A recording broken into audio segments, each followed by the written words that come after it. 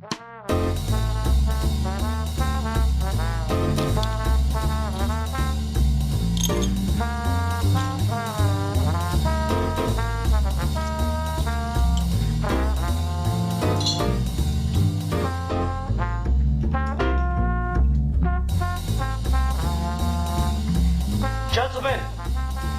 the time has come once again to discuss things.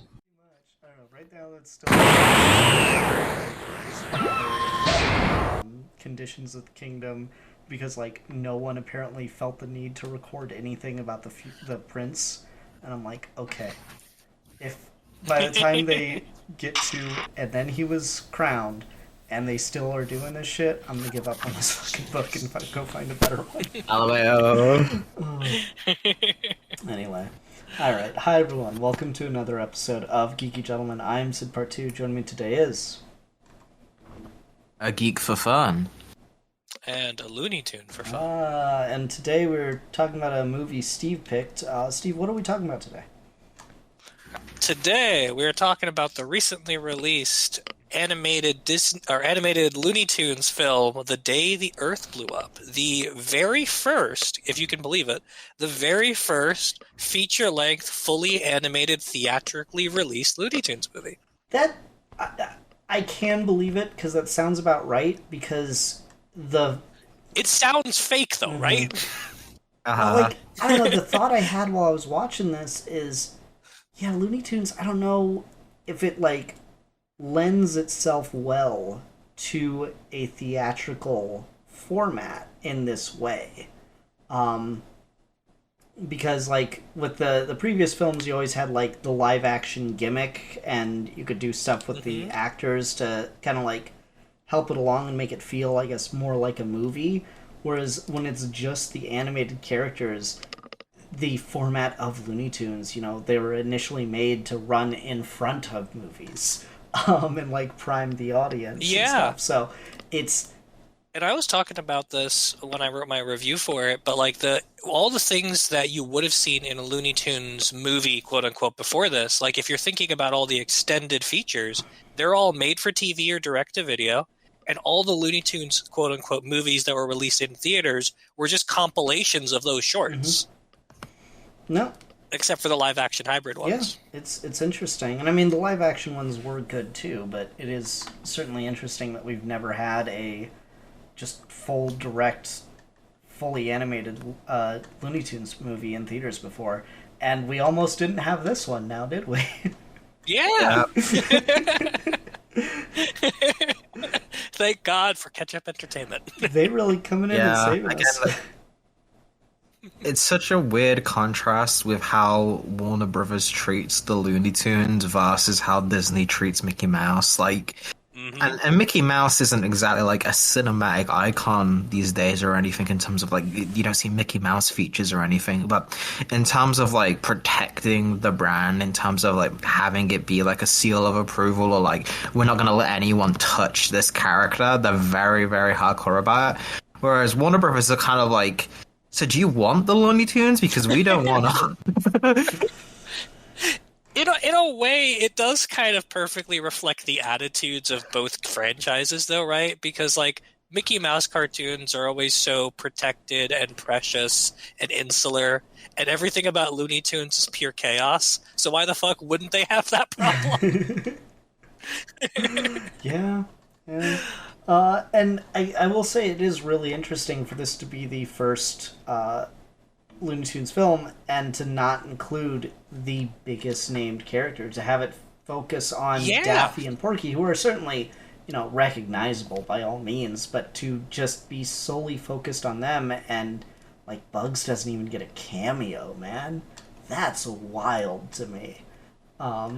Yeah, and we can definitely talk about more specifics as we get along. One of the big things about this movie that I wish more people got a chance to see it in theaters, because even though it is that first major milestone for the movie, Warner Brothers did no marketing for this movie whatsoever. No one even knew it was playing. The weekend I saw it, I was telling everyone at work about the fact that there is a Looney Tunes movie, and I got a bunch of people to go see it. But, like, if it wasn't for me out there, man, no one would have fucking seen this movie in North Carolina. Yeah. I mean, you guys, I remember when it was unreleased, when it was one of the things we were planning to see, it just didn't shake out. But I remember you messaged us about going to see it as well. So you were really busting your balls over for the Daffy Duck. I appreciate it. Steve was the marketing team for this movie. He really was. It's wild, and like obviously Warner Brothers is in shambles, and it has been in shambles for years, really decades, if you think about it. But it's so sad to see like this big milestone thing happen, and then it doesn't get any press, and also just the fact that like Warner Brothers wasn't out here trying to make a Looney Tunes theatrical feature. This is essentially a spin-off of a cartoon that they've been making for like 5 years and not promoting. Oh yeah, I forgot about that. Yeah, like this is literally a spin-off of the Looney Tunes cartoon, and I think Ian, you're like the only other person I know that has seen those shorts. And I've only watched like I've one seen or two. them as well. Oh, you have? Okay. Yeah, I haven't watched all of them. I've watched a couple here and there, but yeah, I don't know. I just thought it was so odd to like do Looney Tunes again and just make it, 100% like what we've already gotten for like 40 years, or no, 80 years now. So I just was like, I mean, it's cool, but I don't know. Leah wasn't into it at the time. Maybe I'll try it again. But is it even available anymore? Is Max even got it up anymore? I think Warner's took down most of the Looney Tunes stuff on Max, but they did announce this movie's going to be on Max soon, so I don't know at this point. Okay. Yeah, I was like, maybe I'll watch them again. But I'm like, no, wait, didn't they take them down? It's fucking wild. But I mean, quick backstory on that, just in case people aren't aware, because again, no one watches these things. But back in like 2018 or 19, Warner Brothers started commissioning brand new Looney Tunes shorts that were airing on Cartoon Network, and then eventually got ported over to HBO Max. And they were all developed by a guy named Pete Browngarden. And those shorts were not like the sort of Chuck Jones style Looney Tunes cartoons that most people were familiar with, but they went back to the sort of the 30s, 40s style. It's why Daffy is essentially just crazy, and why he's paired up with Porky so much, because that's where Daffy comes from. Is he comes from Porky shorts. So Right. they're a lot more like old school Looney Tunes cartoon, and some of them are a little bit darker and a little bit wackier. They're not kind of like the same dynamics you'd see in like the Looney Tunes show or anything like that. So those shorts existed for a while. They had a few seasons, and there's a bunch of them now. And then Warner Brothers asked him if he had any ideas to do like a movie version of it. And he essentially came up with like, I want to do Invasion of the Body Snatchers with Looney Tunes. And so for the last like 4 or 5 years, they were putting this movie together. And if you watch the credits of the movie has like 7 writers credited, and that's because he had all the animators who pitched various sequences also get credited as writers on the movie. And so essentially it's just a series of individual sketches that they have threaded together into a big picture movie. And considering that was kind of the mentality going into it, as a linear narrative, it actually holds together really well. Yeah, the bit that just absolutely fucking killed me was Daffy Duck becoming a TikTok thought. Yeah, the influencer. It's so good. You really think we could become influencers? Fucking dude, just seeing Daffy with like that big fucking bubble butt, I was just like laughing my ass off, and I'm like, but someone out there is like rock hard at this image. And he's in the room with us. Oh my god. I need that gift, man. I need that Daffy in my life. Just fucking killed me. Because it's just so... That was really funny. So out of nowhere. And like there's no other jokes like that in the movie, really. Like everything else is... It's got like modern technology here and there, but everything else is like relatively timeless, I guess, except for the boba joke. And it's funny because the boba joke didn't land for me at all. Well, there's also the stimulus check joke, which is pretty modern. Yeah, I guess so. I think I might have missed that one. It's when they have to fix their roof, and Porky's like, you know what we have to do, right? And Daffy's like, wait for a stimulus check? Okay, yeah, it just kind of flew by because he throws off like a billion things at that point. No, but it's like it was just such a goofy fucking movie. No, not a goofy movie, a Daffy movie. Ha ha ha. No, A Daffy movie, a Looney movie. it's an absolutely Looney movie. Like just bits and gags here and there. It was just a lot of fun to see. But again, I do think it's interesting because it's surprising how well all of it comes together. But I do think it's telling that. I watched this with Leah, and she was really enjoying it, and she got to about the scene with the bubblegum monster that's trying to attack them all when they were trying to analyze the gum, and she liked that, but like the look between the fingers kind of way, and that was about the hour mark, and then she kind of just like left the room and was like, pause it, I'll be right back. And then, 5 minutes later, I'm sitting there, I'm like, Leah, what you doing? She's like, I don't want to watch it anymore. She just kind of got over it. But then she went and drew the bubblegum monster. So I don't know. It was in a weird place. But I do think there is something to that like, do you think the Looney Tunes storytelling format of really basic situation and throw as many jokes in as possible does work in like this theatrical long form story format? I'm gonna say yes, and I'll tie it back to what you said earlier about the fact that Bugs is not in this. And I think primarily the reason that something like this can work is if you're not using a character like Bugs. With Bugs, the big problem with him is someone has to agitate him, and then he has to get the best of them. And for everything that Bugs is thrown into, those situations are just too easy for him. That's kind of the appeal, is that he's just too cool for it. Versus someone like Porky and Daffy, where nothing comes easy to them. Literally nothing is simple for them. So you could throw them at the most benign situation, and they have a way to make it insane. I think if you're going on like the low end of what a movie runtime can be, like this is like a 90-minute movie, and you've got the characters who don't have that sort of control of the situation the way Bugs does, like your Porkies and your Daffies and like your Elmer Fuds or your Foghorn Leghorn, people that are not essentially commanding the scenario. You can get a lot out of just these kinds of gags, because at that point you're not necessarily making a Looney Tunes movie, you're just making like a classic screwball comedy, right? Like the Marx Brothers used to make movies that were like 90 to 2 hours long, and they were just gags. They were just scene after scene after scene that was just gags. And they work. They function as movies in part because the personalities really suit how insane the circumstances can get, and you have a good balance of different styles of humor. So if one joke doesn't land for you in one exaggerated sequence, another one definitely will. The fact that like every part of this movie has got essentially different comedic focuses is part of why I think it's so much fun. The opening montage-y thing where you've got the two Porky and Daffy growing up with the farmer, and the farmer is just like this hyper-rendered dude who doesn't move. That's my favorite gag of the whole thing. I love stuff like that. It's very SpongeBob, like classic SpongeBob with like that kind of thing. I love that kind of stuff. It's really funny. Yeah, it's pretty good. I love him. He's my favorite joke in the movie. But then you've got that happening right next to like literally 50s sci-fi movie style scientist in an observatory watching a meteor fall.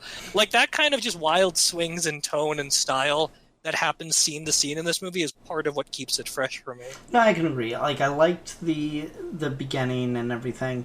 I think where the movie maybe not lost me, but like I just started maybe like looking at my watch a little bit more, and my imaginary watch that I wear every day. Looking at my watch a little bit more, getting kind of like distracted, was probably about when they start working at the gum factory. You get like that fun animated sequence of push the button and pull the lever. I liked that quite a bit, but then just, I don't know, it just started to lose me a little bit after that, and then it kind of got me back in other scenes and stuff. So it's not that it didn't work, but I guess I am just gonna be Mr. Critical about it, where it worked for me, but I think not as well as you'd necessarily want it to. It worked for me, I think, because I'm committed to the Looney Tunes already, if that makes sense.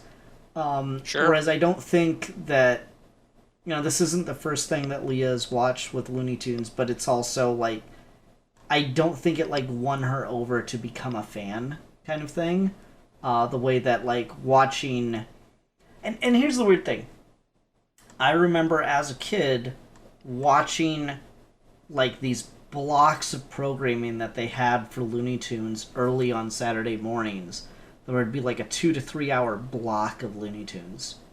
And I remember watching them straight through and just being super happy and chill about it. I don't know why I feel like this long form story doesn't work for it.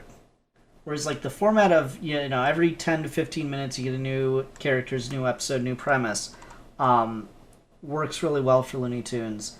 But long form, single story, I just don't know if it landed for me personally, and if it's, like, the best introduction kind of piece to the characters for people. Especially for, like, younger kids. I don't know, it worked well enough for Leah. Like I said, she made the bubblegum monster. I'll see if I can find that picture and maybe I'll put it on screen. Yeah, that'd be good. But we'll see. Put her as the thumbnail with the Rachel Daffy. Yeah, maybe. So I might put it on screen or something if I remember. That's always a thing for me. But so like it obviously had an impact, and as we were watching it together, she was laughing at it with me. So I guess I just have, like, a different perspective on it because of, watching it with a kid. And there was, of course, times where she had to have me pause the movie so she could explain that bad things were happening in the movie. I'm like, yep, I'm watching it too.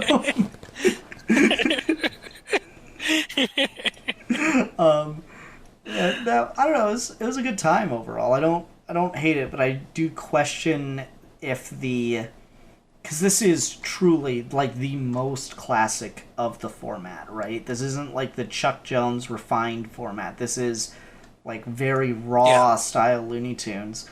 I just question, like, how well that lends itself to a single hour-and-a-half long story.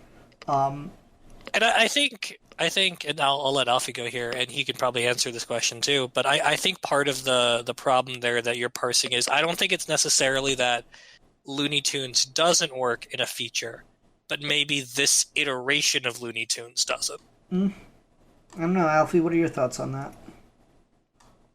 So I'm pretty aligned with you, Ian. I think this is a good time, but I do think the best comparison I can give to it, and as you were going over your thoughts there, Ian, it kind of just immediately came to me, is I think this has the exact same problem that the 66 Batman movie has, where that's a really good movie, but for some reason when I'm watching it, it's a little bit of a slog once you get to the halfway point, whereas I can marathon the actual series and have no problem with it. And I don't think it's necessarily to do with the format being different or the actual, like, there's some unknown mystery factor that happens when you shift it into a feature. I think it does just kind of come down to craft and focus. I do just think those older cartoons are genuinely funnier with the jokes per minute than this is. This is still funny. It's still good. I think there was just a higher level of, like, those old Daffy Duck cartoons, when you have that short amount of time to make people laugh every second, it feels like there's like a higher concentration, whereas this, some parts of it did feel like they were like, well, we've got them here for the full runtime, let's have a song here, or let's have like a musical bit, and that's something like an actual Looney Tunes short would never be able to get away with, so they can't afford to do that, so they have to just fill it with jokes instead. And I feel like that's something that I notice as maybe kind of the major turning point between the two. I still really enjoyed it. I think it is something that is gorgeously animated. I think this looks so great. And in an era where we're moving so far away from 2D animation. It's fucking awesome to see something that moves like this and has so much squash and stretch and like beautiful traditional designs. Like, it's like eye candy. Like the very beginning of it when you have that like scientist, it looks like the Fleischer Superman cartoons. It's great. Yeah, I really like that whole vibe. But I think the actual like brass tacks, like kind of like humor to humor bit, it's not necessarily like an indictment of these new guys. I think it kind of is more of a testament to how funny the Chuck Jones stuff really was. Is like that's kind of like comparing yourself to God, right? Like you can create a masterpiece, but it's just like, look, how are you going to be as funny as this? And I feel like the different iterations of Looney Tunes as we're going back to this more retro style, it's a smart choice. Because I remember the most recent one that I had in my mind was like I forget the name of the show specifically, was when Daffy and Bugs were like roommates together, and it's more of like a dry sitcom-y kind of humor to that. The Looney Tunes show. I thought that was really funny as well, and I feel like that's a version of Bugs that maybe would work in the future, because that version of Bugs gets like humbled like all the time. He's more like a Seinfeld type character in that than an actual Bugs Bunny, like kind of like the last joke, get a dude, and I think that guy.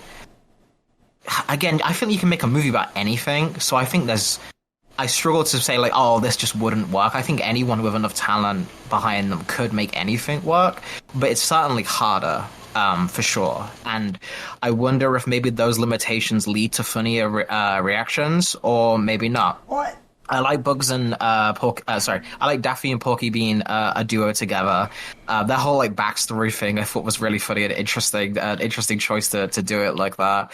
I always view those two as kind of the side spin-off gang, so it's hard to even really think of this in my head as like a real Looney Tunes like movie without Bugs, because I when I was growing up, I remember the Duck Dodgers cartoon. Like that one, yeah.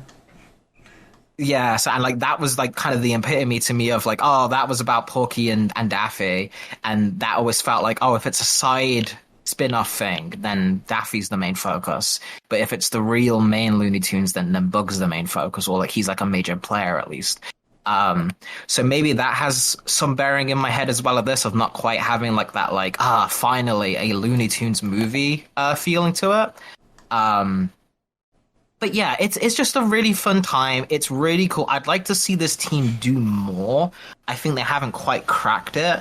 My biggest issue in terms of what I think is a misstep, and this is a personal thing, but I do think it is kind of like against the... It doesn't do the movie any favor, is the musical numbers. I don't think Looney Tunes necessarily, which is funny because it's called Merry Melodies, right? But I don't think traditionally Looney Tunes that seems like it's more of like a Disney thing, and trying to capitalize on what they do. I think Looney Tunes doesn't like dead air. Whenever there's like silence for too long, I think Looney Tunes kind of loses a little bit. Or if it's silence, it has to be punctuating like someone's facial reaction of like Wile E. Coyote, if he's like done something horrible, right? I'm just turn to the screen, like stuff like that. I think is where that type of humor really hits, and you can just watch hours on it on end. I think when they try to make the characters a little too humanized, or they try to break up the jokes, you're kind of missing like, no, you need to just do more jokes. Like it needs to be an onslaught almost to the senses for these type of characters, and we get bits of that. We get like little 10-minute chunks of that, and I think those are the strongest part of the movie. But I think they try to. It's tough, right? Like it's tough to not be afraid that that's going to just be too much for people. But in the age of TikTok, I think you're fine. I think people can accept that. Yeah, I'll push back on you a little bit about the song things, because unless I'm just misremembering a whole ass section of the movie, no one has like a ballad kind of moment. No. But just like when it's like, you know, when they're on the gears and stuff, and it's just like music's playing while they're doing animation is most of it. And that's why I'm going to say, that's why I'm going to push back, because like Looney Tunes is in fact like famous for sequences where they'll just take a piece of music and animate the characters to it. There's just all kinds of classical music pieces that have... I mean, What's Opera Dog, What's right? Opera is Dog's like the most famous bit of Looney Tunes cartoon, and then like the Bugs Bunny one, the Barbarossa Silvestri or whatever it was called. Yeah, like they are very, very famous for that. So I don't think that's necessarily the problem. I'll say that I think the kind of the distinction between like the Mickey Mouse comparison here, because Mickey Mouse has had several theatrical released films and a lot of like direct to video or made for the Disney Channel kind of stuff that is just films with Mickey. Is Mickey's a character that like fits very well into, we were talking about this a little bit last time. Oh my god, I just remembered the specific example we used last time. Remember last week or the week before last, remember last episode when we were talking about like how shows will just take the most dangerous game and then throw their characters into that situation. So Mickey Mouse is a character who's really good at like that trope, and now I'm just imagining Mickey Mouse's most dangerous game. Is he the hunter or the hunted in that situation? I feel like Pete has to be the hunter because that's just such a Pete role. And he's hunting Goofy. Probably. But like, you see what I mean? Like, but that's just it, right? That premise just works really well. Those characters fit really well into that kind of format of storytelling. Whereas it's not that Looney Tunes doesn't do things like that, but when they do it, it's not. What's the one? Christmas Carol, right? Mickey Mouse becomes Bob Crampet, right? Whereas if Looney Tunes does a Christmas Carol thing, Daffy Duck dresses like Bob Crampet, kind of thing. He's still playing Daffy. He's not playing the character anymore, right? It's Daffy Duck as kind of thing, as opposed to Mickey is. And I think that's just like very telling to the format. So it kind of limits them, because it's not that Looney Tunes can't go to more dramatic places, but it's like it's very much a function of the humor of Looney Tunes that if they're going to do drama, they're going to do it to set up a gag. And sometimes the gag just is the fact that it's drama, in the famous example of What's Opera Doc, where it's like, no, he did kill the rabbit, and now he feels really bad about it. He wasn't ready for what that would mean. Genuinely, there's an argument to be made that What's Opera Doc is like the greatest animated short of all time. It's so fucking good. You could definitely make that argument.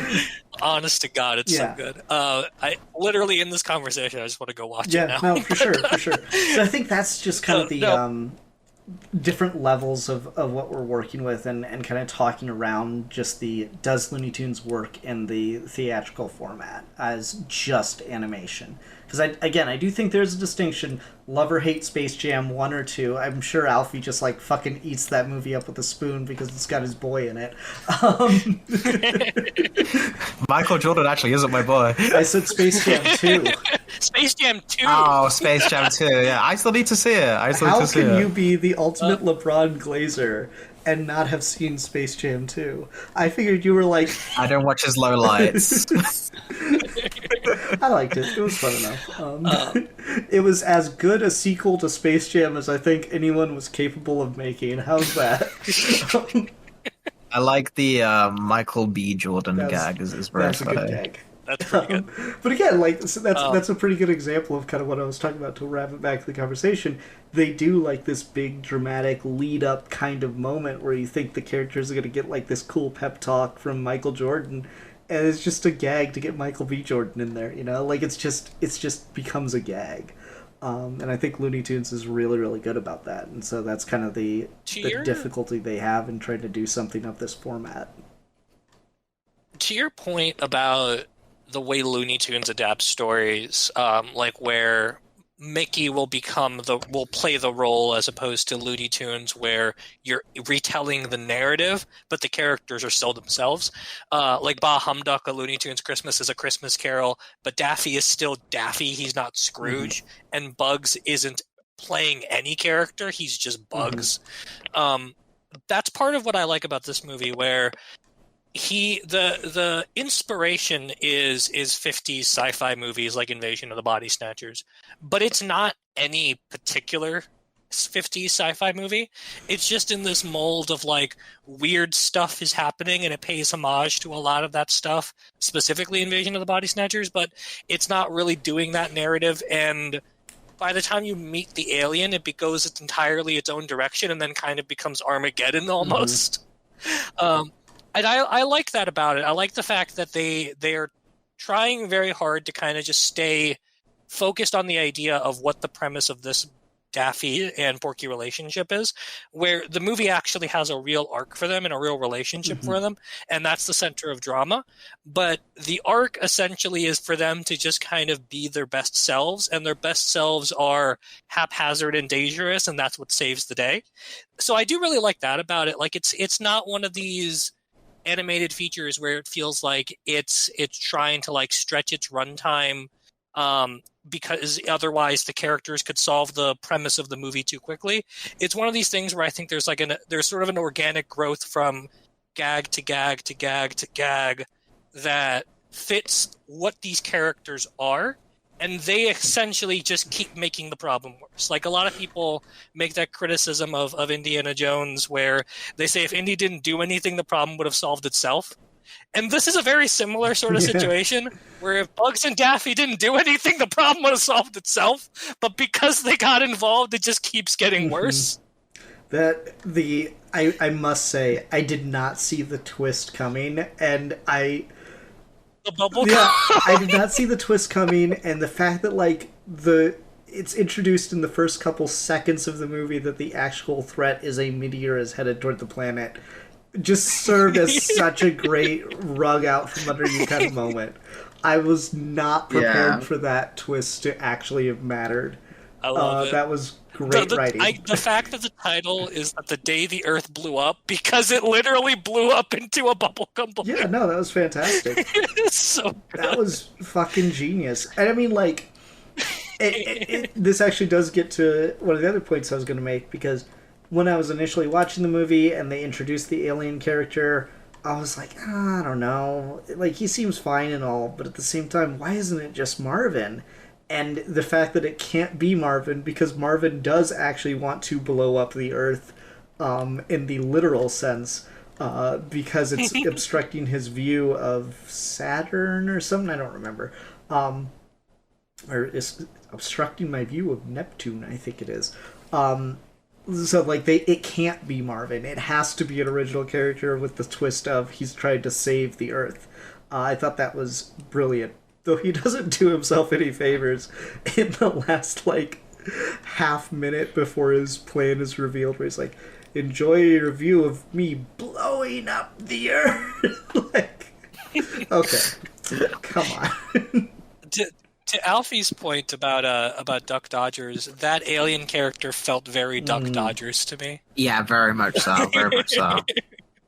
Like, this whole movie kind of I would not be surprised if there was a lot of kind of like inspiration, because like a lot of their dynamics feel the same in this as well, where like Daffy's kind of like a mix of like the more modern Daffy that's a little bit more sardonic, and then the old school Daffy that's just like a million miles a minute.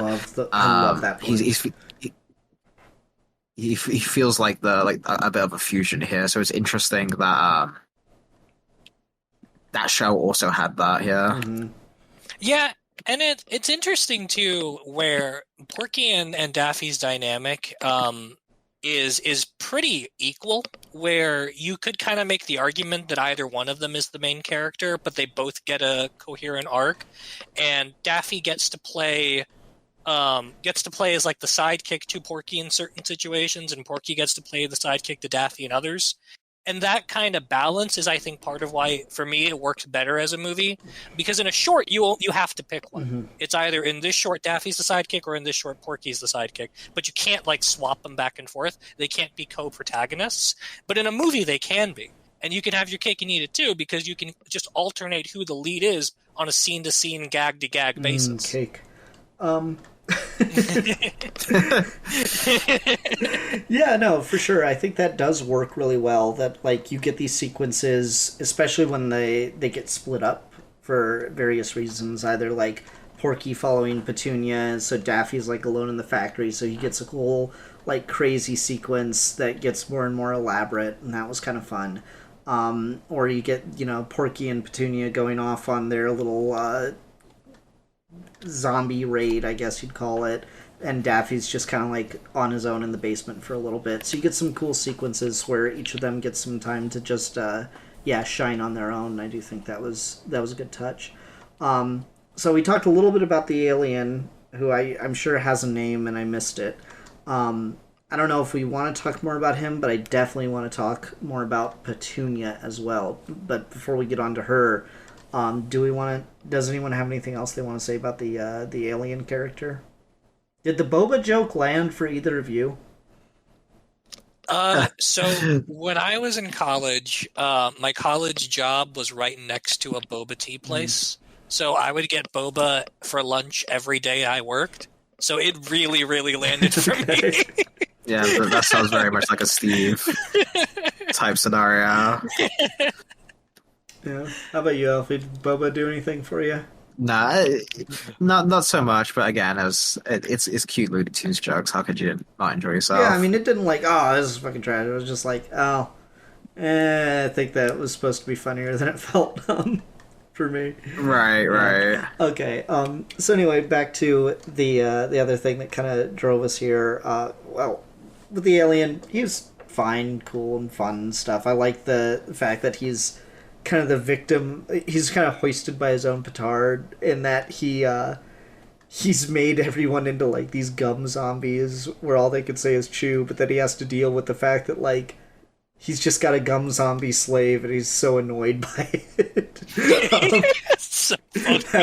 That was a good running gag of just like the fucking assistant's completely incompetent and it's his own fault. Oh, that was pretty good. But yeah, boba joke. If you're Steve, the mileage may vary. But yeah. So then, Petunia. How do we feel about the like third time we've introduced a female companion to one of the main Looney Tunes characters that is like almost a carbon copy of their design?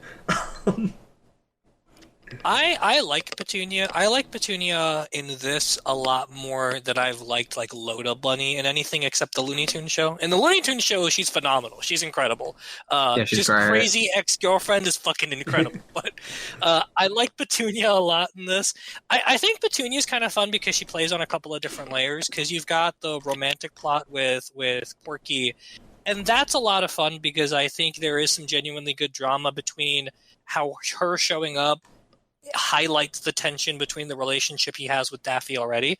But Petunia as her own character, I feel like Looney Tunes has always been kind of self-deprecating and particularly deprecating against Warner Brothers. And I think Petunia plays that role here really well, where her whole quest to find a flavor of gum that actually will blow your mind, as opposed to repackaging the same thing over and over again and calling it something else, feels like such a jab at Warner Brothers and Disney to me. I hadn't thought about it that way. That's pretty funny.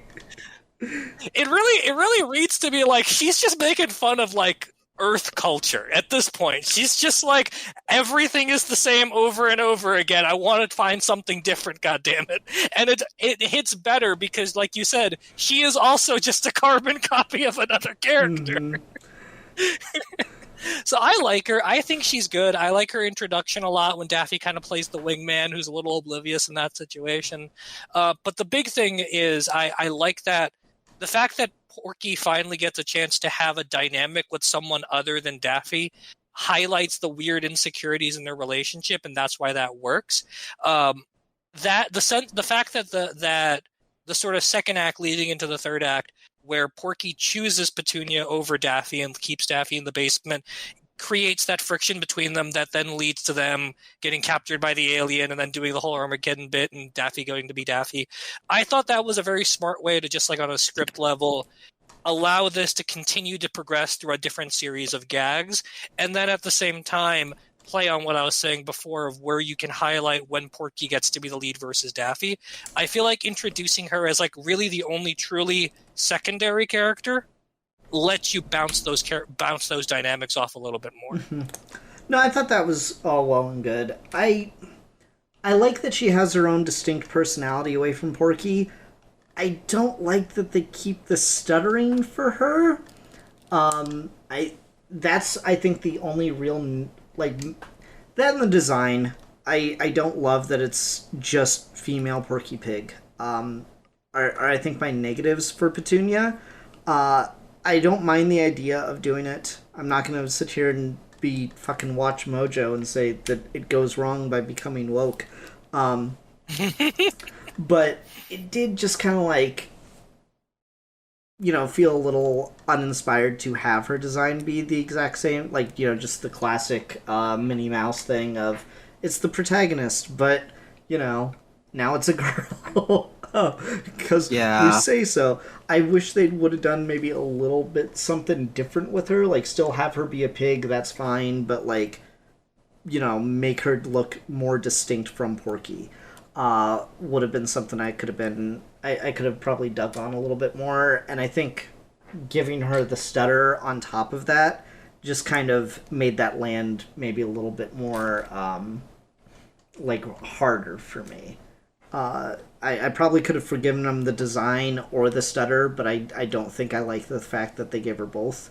They make hers more selective, which I think was a cute touch. But yeah, I just would have preferred to see something a little bit more distinct in that way.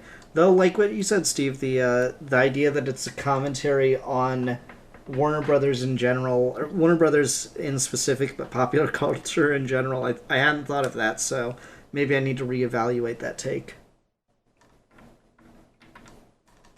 I didn't see that angle on it either, so that definitely justifies it.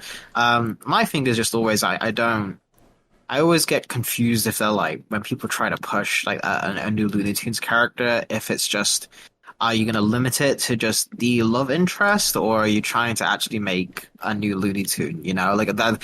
And if it's just the love interest, I kind of just roll my eyes a little bit, like, all right, I guess it doesn't really feel like that's as I can't understand like the decision making process. If you've watched Looney Tunes cartoons, it'd be like, oh, what they really need is a girlfriend. And I'm just like, okay, like go off, I guess. But the main thing for me, I would have just liked is like I'd be more down with it if it just wasn't another pig, because I think it's more interesting for the Looney Tunes that they have such variety.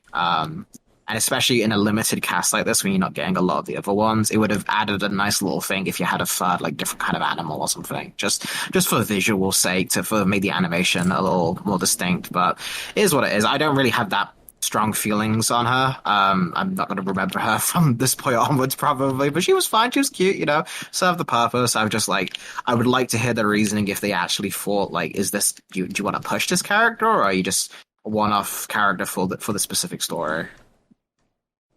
I do like the idea of if you're gonna introduce new characters into Looney Tunes, at this point, not in the old days, but at this point, to just do new ones every short or every movie and not worry about bringing them back constantly.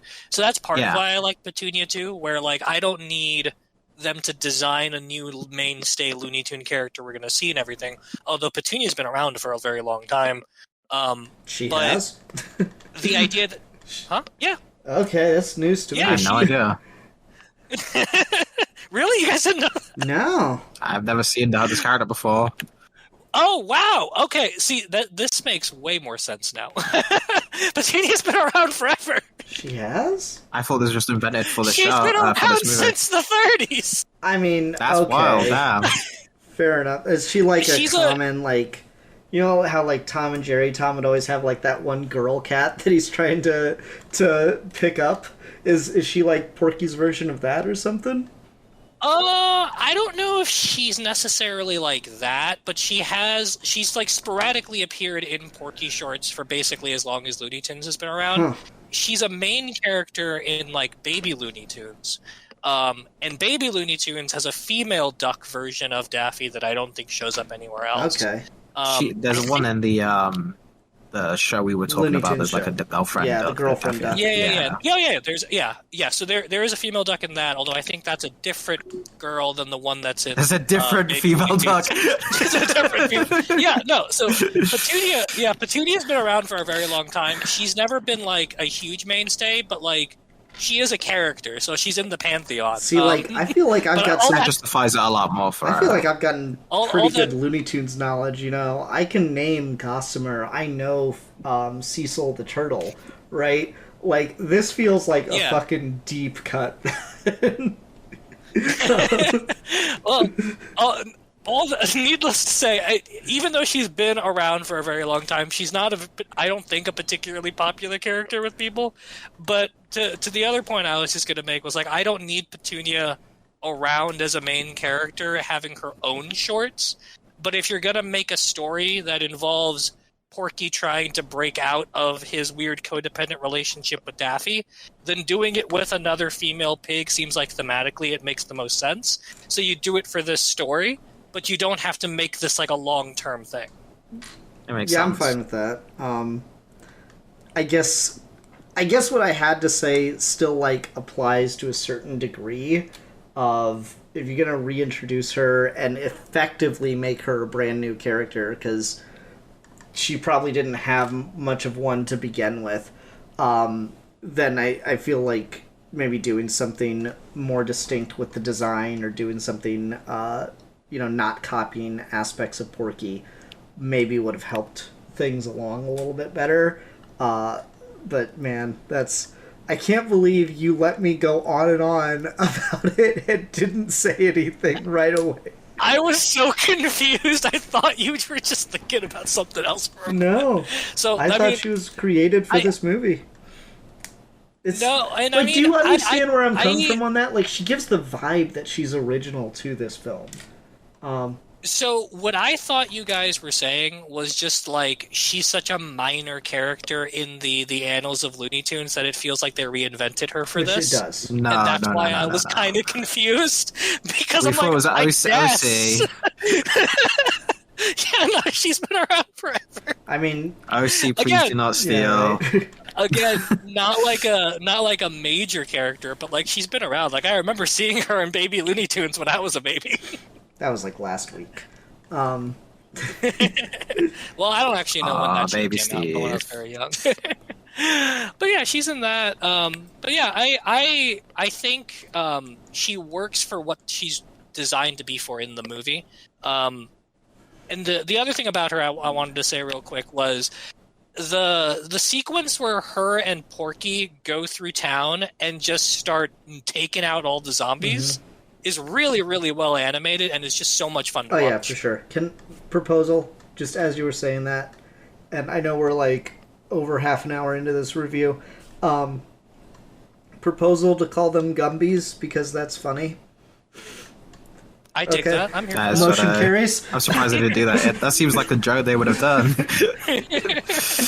We're legally not allowed to call them that. Oh, okay. Okay, good. Motion carries. Moving on. It was kind of fun to see some more like niche Looney Tunes stuff work its way in here, like the whole sequence with the gum monster as it tried to attack them. I thought was very reminiscent of like the Gossamer shorts. Looney Tunes versus monsters is not something you get a ton of, so it's really fun to see stuff like that, and just how completely crazy it all gets was pretty fun too. I quite liked that whole sequence. Yeah, the gum monster is fantastic. I think maybe my favorite like bit in the whole movie is everything with the scientist at the beginning. That, like you said, he goes from being the scientist who establishes the Earth's going to get hit by a meteor to being like that feckless Gumby servant to the alien, and then he regains consciousness and he just keeps fighting with the alien. I love that dude. He's so much fun. Yeah, he's a good time. The way that the animation just changes left, right, to center in this movie is so fucking fun to me. Like the first Yeah. time the alien shows up, he's got like that super richly detailed like Disney villain-esque animation to him, and then just when he starts like moving around and stuff more, it just becomes more and more like a Looney Tune. So that was quite fun. I got a real kick out of that. Yeah, it's like what Alfie said. It's just a beautifully animated Oh movie. yeah, for sure. Yeah, for sure. Man, the sequences do just look absolutely gorgeous, and I like that they started to play with the aspect ratio format too. Like when they broke to do the montage of getting jobs and they kept getting fired. The fact that it like just goes to, you know, like that more classic 4:3 framing and stuff, I thought was really really fun. There's probably like a million things for animation nerds that will just have them like drooling in different sequences in this movie, but I really really appreciated how much thought was put into that. Getting to see Daffy just be woo woo woo again is such a rarity, and I love it. And the fact that the whole climax kind of hinges on him being able to do that, I just love. Yeah, that was a great idea. Ian, to your point about the Disney comparison and the animation, we talked last year, 2 years ago, who knows, about that Disney movie Wish, which I didn't really love, but you and I both talked about like the sort of role Disney's gotten itself into as just like the de facto figurehead at this point, and that they've stopped innovating animation wise, and they've just kind of recycled the same style essentially for a decade now at this point. So like every time a new Disney movie comes out, you're not really watching it from the perspective of like, all right, what are they cooking this time? What are they going to do to kind of push the boundaries of CGI? And the fact that this movie comes out, gets no press whatsoever, isn't CGI, but is 2D styled, and animation-wise, it's like leaps and bounds better than most Pixar movies at this point. I really love Joy that. I feel like that there is definitely an element of this is like, this is not just a we need obligatory Disney movie for the summer. This is very clearly made by people who really wanted to make a Looney Tunes movie. Absolutely. Well, what you've kind of run into, I'll let you do, sorry. Please. So what you kind of run into, and I've noticed this a lot, if you guys have ever, I know you're not much of like modern anime stuff, you've ever seen like clips like floating around on Twitter for like One Piece or whatever the fuck, like you'll notice like the 2D animation industry with the innovation of like Clip Studio Paint and like self-taught things and all these kind of things, we've never had more talent available than now. It's just because of how companies want to short casts and don't have faith that will bring an audience anymore. It's not being used the way it should.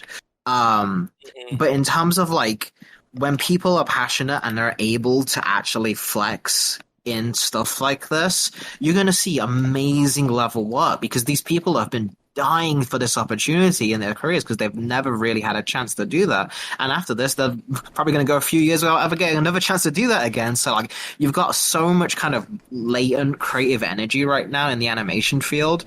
It's really sad that we don't have thousands of these things coming up because the talents, there's never been more of a surplus than right now of digital artists, young, fresh, talented digital artists and stuff who are doing their animated stuff that you can just see all over the web.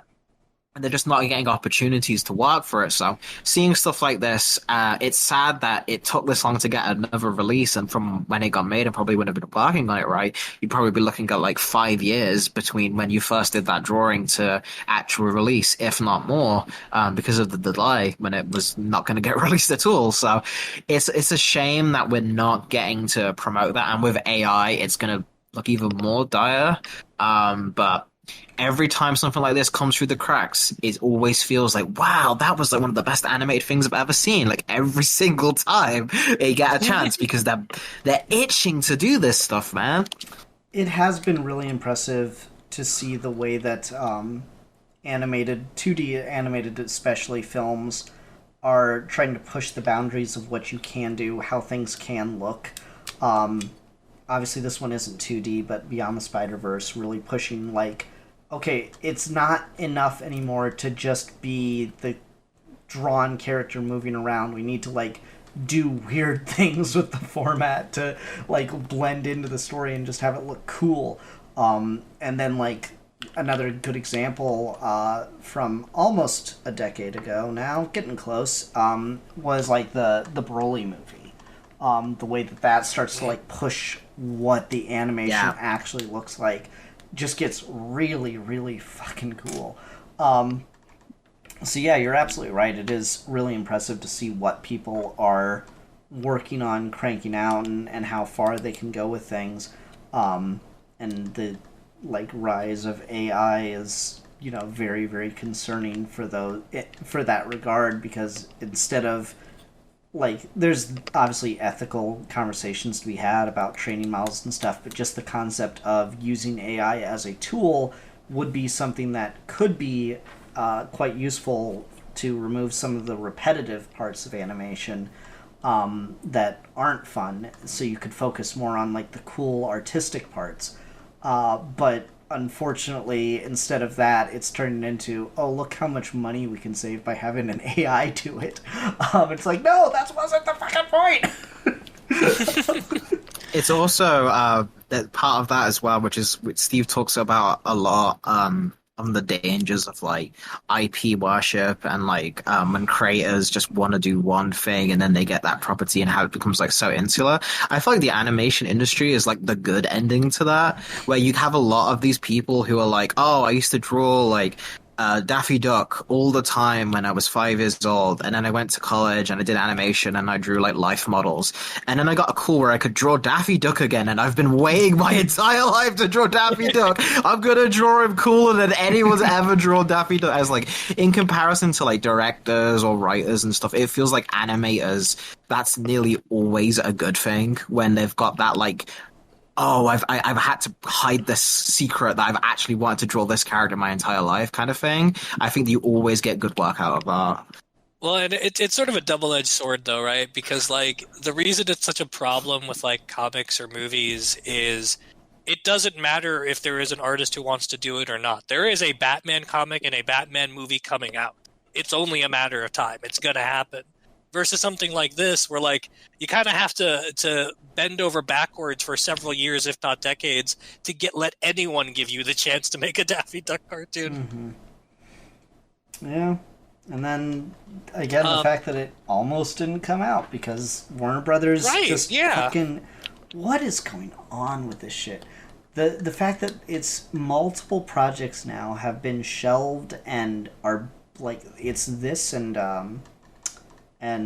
Wile E. Coyote, movie, Wile E. Coyote, and then Coyote the Acme versus that's the other one that's Coyote versus Acme, that's being saved by Ketchup Entertainment, and Batgirl is still never going to be seen, unfortunately. It's just such like a weird, shady tactic. It's like so uncomfortable. We'll just scrap the movie in order to not have to pay taxes. What? And there's a whole other layer too of like, at a certain point, a lot of these companies are no longer in the business of making movies or making TV shows or whatever. They're in the business of selling intellectual property and making money off of it, or maintaining a brand and making money off of it. I mean, this is part and parcel with why Disney is so far behind at this point with things like animation technology, because they don't care about that anymore. And Disney's kind of like, or not Disney, Warner Brother is the sort of worst case scenario for what will eventually happen to places like Disney, where if you get to a point where you're not making the thing that made you money and you're just selling it for parts and hoping that the IP's name will sustain, then at a certain point you're going to run out of people who care enough to pay you money for it, and you're just going to go bust. Mm-hmm.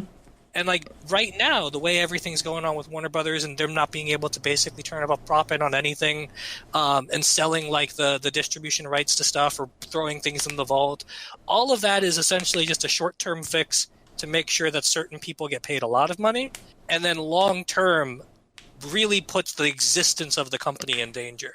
But that's a whole separate topic. Going back to anime for a second, but Alfie, your point about modern anime, something that I like about this movie, that I don't like about a lot of modern anime, and that I don't like about a lot of 2D animation over the last few years is, you're right that there is this wide talent net of people who want to do and can do good 2D animation because of how much means we have for it at this point. But there's also like this limited imagination for what 2D animation can look like. And so what I see a lot of, particularly in things like One Piece or Jujutsu Kaisen or Demon Slayer, or Attack on Titan. Attack on Titan's actually the perfect example. I know it's over now, but still. Where you're getting this weird mix of, there's 2D animation sequences and then there's action sequences that are CG. And then in the interim, there are sometimes these sequences of, this is 2D animation done in a style where you just wish you could have done it in CG, where the camera is moving into a 3D plane, but it's all 2D drawn, or it looks 2D drawn at least, and they're essentially just trying to say, this has the aesthetic of 2D, but the actual action is all something you would see in a CGI animated bit, and that always bothers me, because it just makes me feel like, why is it 2D then? If you wanted to make the camera, quote-unquote, move in a way that makes more sense in CG, why isn't it just CG? We've gotten really good at making CG sequences and 2D sequences connect without looking weird. Like, the Broly movie was a really good stepping stone for that, but like now things like Gundam G-Quux, like that does it really seamlessly too. So you don't have to do it that way. So getting a 2D movie that treats the 2D animation as the end in itself is really satisfying to me, as opposed to trying to like, make it like just 3D's cheaper brother. Mm-hmm. Yeah, I don't know. I go back and forth on it, because my preferred thing is actually to just blend the two together. Sure. I really like all mixed media. I think just seeing, live action blended with CGI that is not trying to look live action, blended with 2D animation, blended with fucking like South Park style cutouts of cardboard, or not cardboard, cardstock paper of a character with a mouth flap. I'm there. I love it. Give me a spoon so I can eat it up. For sure, and I'm not saying mixed media is bad. Mm-hmm. Like for a long time, like you remember Batman Under the Red Hood, where like you had the 2D animated sequences and then the CGI looked really out of place and bad. Mm-hmm. Like we've come a long way since then. I don't have a problem with you mixing 2D and CG. My problem is when you try to animate a 2D sequence in a style that's more reminiscent of CG, as opposed to just letting the 2D elements work with what works with 2D. You see this a lot with like movies that are in live action but have heavy CGI sequences, where the camera in the CGI sections don't move in a way that's natural or consistent with the scenes that are in live action, and so it makes the CG sequences and the live action sequences not gel. All the Jurassic World movies have this problem, but compare that to like the Avatar movies, and the Avatar movies don't have that problem because they're doing all the CG from a perspective of how do you blend this in a way where it naturalistically is consistent, and you're using the best tools of CG and the best tools of live action to capture it, versus something like a lot of anime where they're traditionally 2D, so they stay traditionally 2D, but you get the feeling that they're really insecure about that and they wish they could just do the whole sequence in CG, and they just don't. Mm-hmm. Yeah, I don't know if I have anything to say to that. I think you're just right. Yeah. You're right, and you should say it. If you watch Attack on Titan, I feel like you'll know what I mean. Attack on Titan, I fucking hate that show. So fucking bad. I don't get it. I'm not a fan of the animation in that show either. I think it's an interesting point because you're almost having the opposite, and I'm genuinely surprised that this isn't a 3D animated, because it's on the opposite side. You have like when we're trying to make 3D animated look like 2D. It's like the superhero movie is very intentionally trying to look like the animated version of Dragon Ball. You've got a lot of the recent like movies like Spider-Verse or even like the Arcane show and stuff where they're trying to add like hatching and like comic like shading and stuff like that where they're trying to make 3D look as 2D as possible. I'm surprised that Looney Tunes didn't go that direction. I'm glad it didn't because I think those designs work the best when they can be like really malformed. Not like you can't do that in 3D. It's a little bit more jarring when you have to consider those different dimensions than if you can just have Daffy's torso extend for half a frame, right? Like there's like a kineticism to that you kind of miss. At least in examples that I've seen, I'm sure there's probably one you could pull up right now that would immediately prove me wrong, but just as a generalization.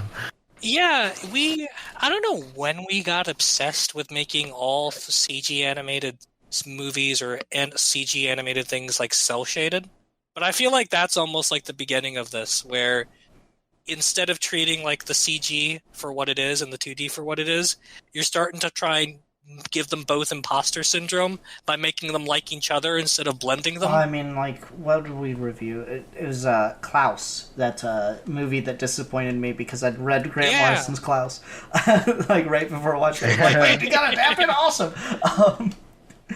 Well, like, Klaus is like, oh, well, what if we just kept moving forward with 2D animation? Whereas I fucking watched it, I'm like, wait, you're telling me this wasn't 3D animated? Because it just looks like a 3D animated movie. Right, exactly. And he gets, yeah, you're 100% right. There's so many like cell shaded animation things, but at the same time, it is funny to think about that. And then like, Leah will watch a lot of movies that just the fucking streaming app preview image just grabs her and she'll just watch it. And like sometimes she'll harp on something from this weird transitionary era. It's like, did y'all watch Monster House? Because that movie looks like shit. It looked really bad. It looks like a PS2 game, right? It's so bad. It looks so bad. It's so awful. So there's like this weird era where like CG, because that came out like the early 2000s when we were using CG and at times at least getting like pretty good photoreal renders of things, and they just made this fucking 3D animated movie that's trying to look more or less photoreal but like stylized, and it just looks like a pile of garbage. Similar to when we reviewed The Polar Express. Absolutely beautiful story of a film, great performances, amazing like idea. God, it looks so fucking terrible now though. It looks so bad. The one thing you can say about like Polar Express as opposed to like Monster House is, at least with Polar Express, Zemeckis was kind of trying something that he tried again when he did A Christmas Carol, and like it doesn't work. I don't really like the way it looks, but at least there's kind of like I'm attempting something here, as opposed to Monster House, where it is literally just looks like garbage. Yeah, no, I don't know. I bad is bad, though, Steve. I don't know what to tell you. It was not pleasant. I did not enjoy myself. And I feel like someone owes me an apology. Monster House came out in like the mid-2000s, and it looks less good than the original Toy Story. You're 100% right, and you should say it. Yeah. Are you looking up fucking images of Monster House, Alfie? Yeah, I was curious about It's PS2, right? Don't insult I've the seen PS2 Metal Gear Solid 3 was PS2, No, man. There's no PS3. way that's PS2. Metal Gear no, 4 was PS3. You're right. I had to think of that through for a second. I played the Metal Gear games. Totally. There you go. He's a gamer. Yeah. I'm a real gamer. Next And this is the podcast. announcement of his new show, Geeky Gamers. Next podcast, we're going to be talking about Revolver Ocelot. Be ready. Hell yeah. Just an entire hour of Ian playing Jax while me and Steve nod affirmatively. You have no idea that is like actually my happy place. Beautiful. Well, maybe we can make it happen. Maybe. Oh, yeah. But it's, I don't know, it's a wild time. We've kind of drifted away from the day the Earth blew up. Is there anything else we wanted to talk about specific to the movie before we wrap up this episode? Voice acting is great. Is the only last thing I wanted to say. Is I think the guy who does both Porky and Daffy is phenomenal. I was so shocked when I got to the end of the movie and saw that. And, like, I right? really shouldn't have been, because it's fucking Looney Tunes. Mel Blanc voiced everybody for, like, 50 years. But at the same time... He voiced everybody for 50 years, and sometimes from a hospital bed. But this... I feel like, as well, if you're getting someone that can voice any single one of the Looney Tunes to a professional level, they can probably voice all of them. Oh, for sure. Like, just knowing people who whip that shit out, like, they normally can do everyone. I feel like if you go to school for voice acting, your lesson plan is every year you learn a different. It's just a rite of passage for voice actors. Yeah, that's your homework. Is like, all right, bring me a Porky by 5. Have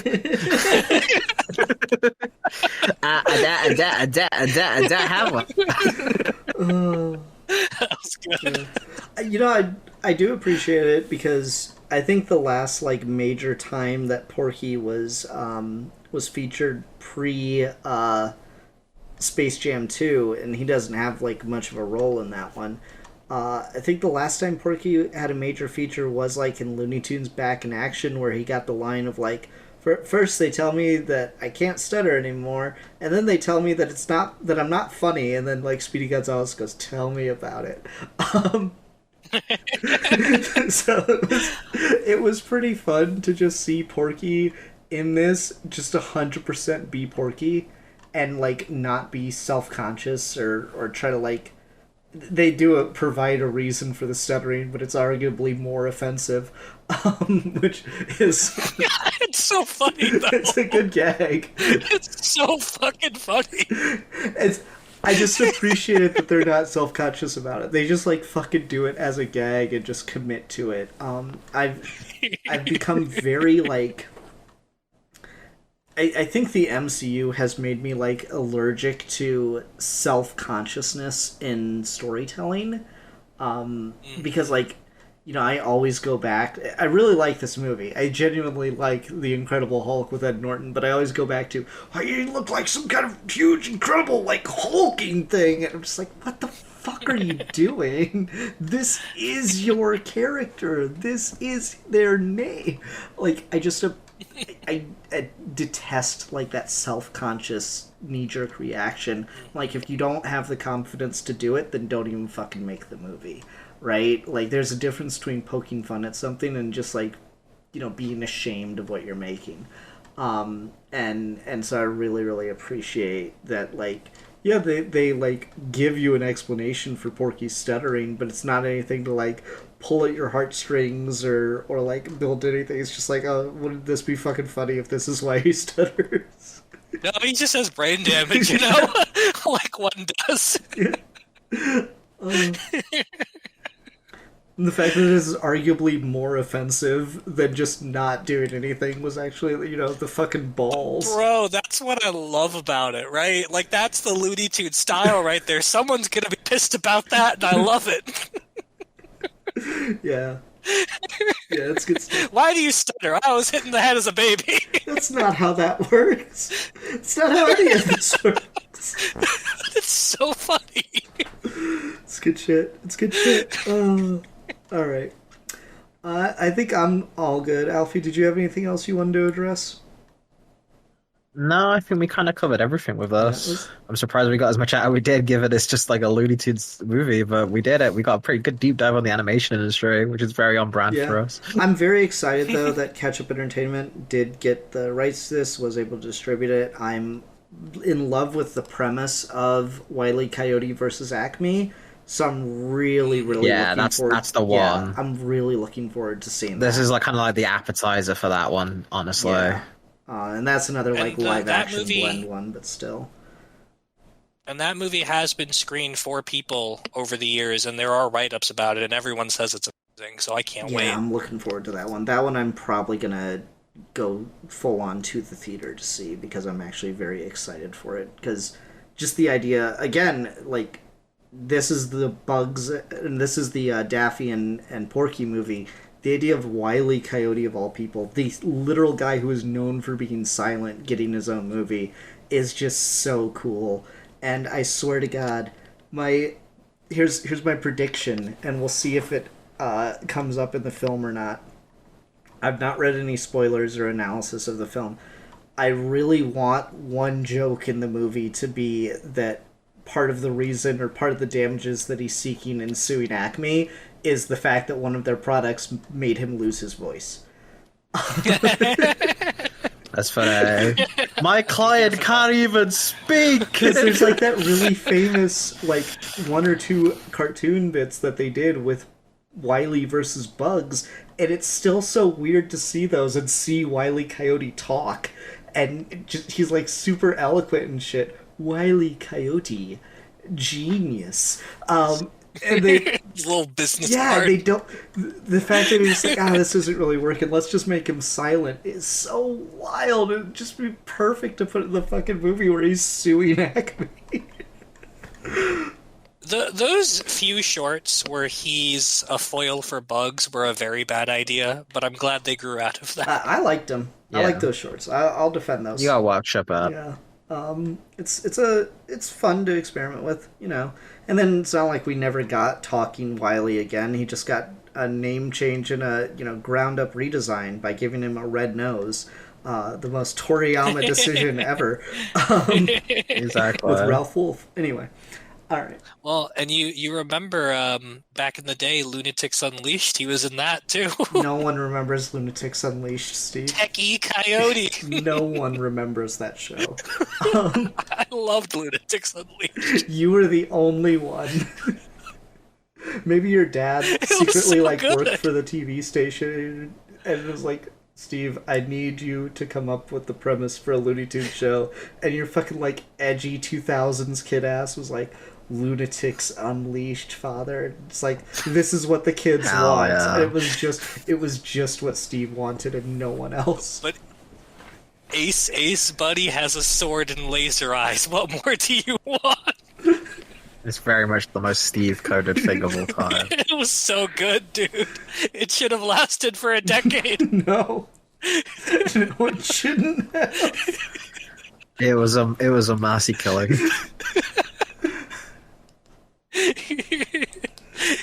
This should have been my pick for the historical revisionism topic we did. Oh, yeah. Reclaim Lunatics Unleashed. Yeah, it was always good. All right, everyone. Let's go ahead and do ratings. Yeah, for The Day the Earth Blew Up. I'll go first. I'll say I'll give this movie 3 out of 5 bubblegum monsters. I'll give this 4 out of 5 really well animated father dads. I'll give this 3 out of 5 Daffy Duck mallet presents. Nice.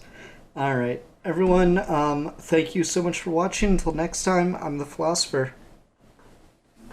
I am the for fun.